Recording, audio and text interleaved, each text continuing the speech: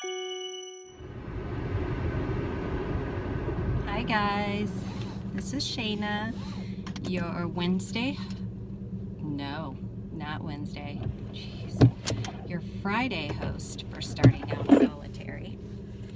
And I recorded this video yesterday and I thought it was a pretty great video, decent video. And it is lost to the ether. I don't know where it went or what happened to it. So I'm gonna try to refilm it today, and we're just winging it. So hopefully this turns out decent. Hopefully my camera holder doesn't fall off the window like it likes to do. Let's do this. So this week is week 106, and we are talking about the topic of being a teenage pagan and possibly having disapproving parents. I cannot speak to being a teenage pagan because I was not a teenage pagan. I mean, I've been a pagan my whole life, but I wasn't on this path. I hadn't chosen this path. That's only happened recently, and I'm 41 years old, so I can't really speak to that, and I'm sorry. But I can speak to kind of the disapproving parents, kind of that whole element of being in the broom closet, because I am fully in the broom closet. I have one friend who knows, and she is also on this path. Oddly enough, we did not do it together. We just happened to kind of figure out, talking to each other, that we both had been kind of going this direction on our own. But I get to share a lot with her, which is really nice. My husband and my kids, I mean, they know something's up, but they don't know what. I don't think they're really concerned. My daughter has always called me a witch for years, because I've always referred to myself as a witch, like I'm a witch. So it's kind of always been a thing. Like, she just recently did my nails, and she told me she finally found a color that's as black as my soul. So, and she says it out of love. We have a very good relationship. It's not because she's like, you know, being mean. So, I mean, there is that. They live with me. They see my altar. They see me burning candles. They, you know, smell the incense occasionally, which most of the time I don't burn incense while anybody else is home, just because it can be so intrusive to other people. So they kind of know. But my father and stepmother don't know. And I don't imagine that I would ever discuss it with them, only because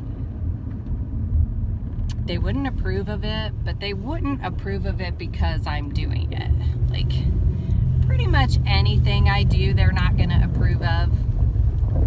So I just don't tell them. And it's not because I don't, you know, like I don't have the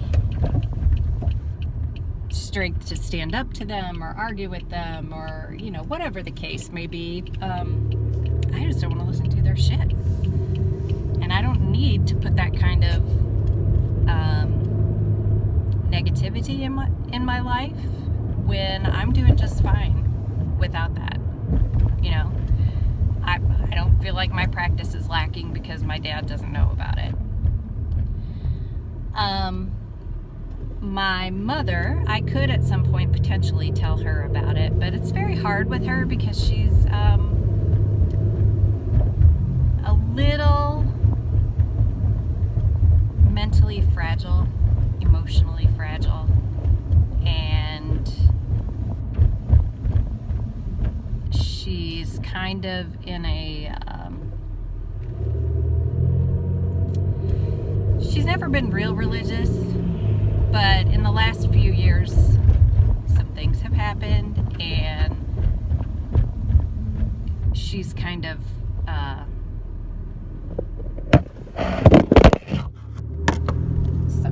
clinging to, like,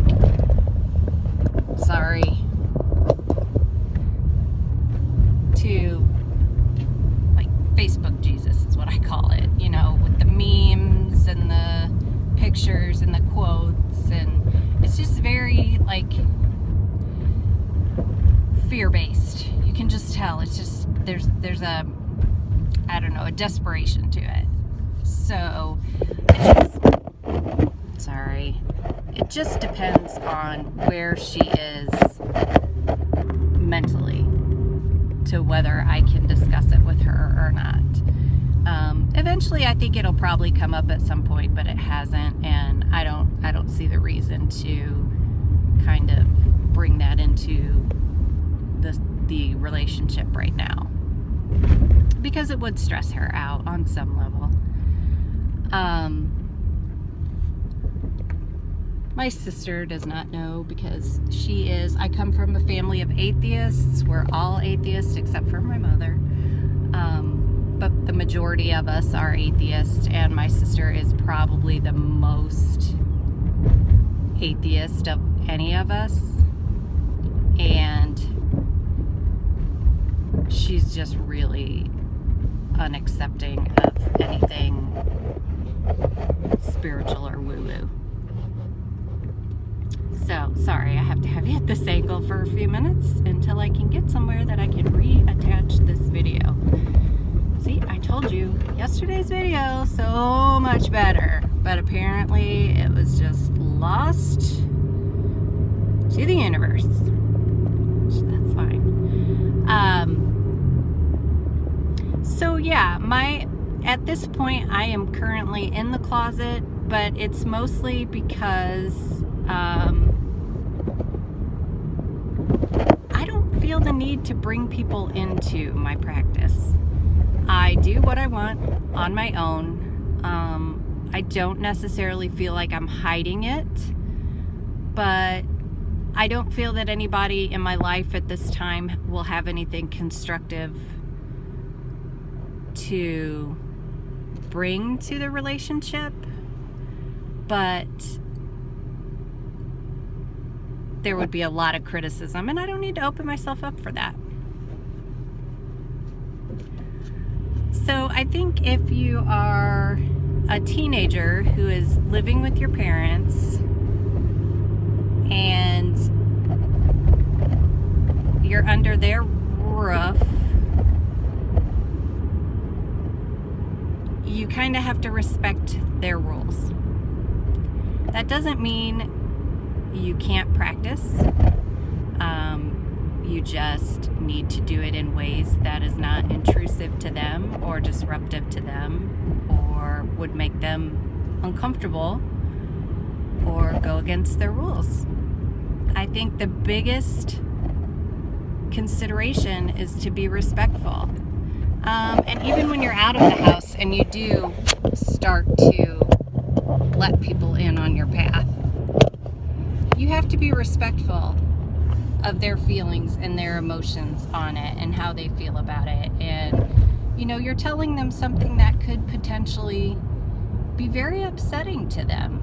So it's only right to take their feelings into consideration. But if you are a teenager who's in your parents' home and they disapprove, do your practice internally, mentally, meditate, you know, burn a little candle and carve a saying into it. It doesn't have to be super blatant and open for you to do it. And it doesn't have to be fancy to make it work. It just has, your heart has to be in it, your mind has to be in it, the intention has to be in it. And you'll be all good. And then once you get out on your own, work it. Do your practice however is freeing and fulfilling for you. about all the weird camera angles on this, and that it was so kind of crazy. And now look, we've night vision in the parking garage. So yeah, I guess I'll end this video here. I'll see you guys next week. Have a good weekend.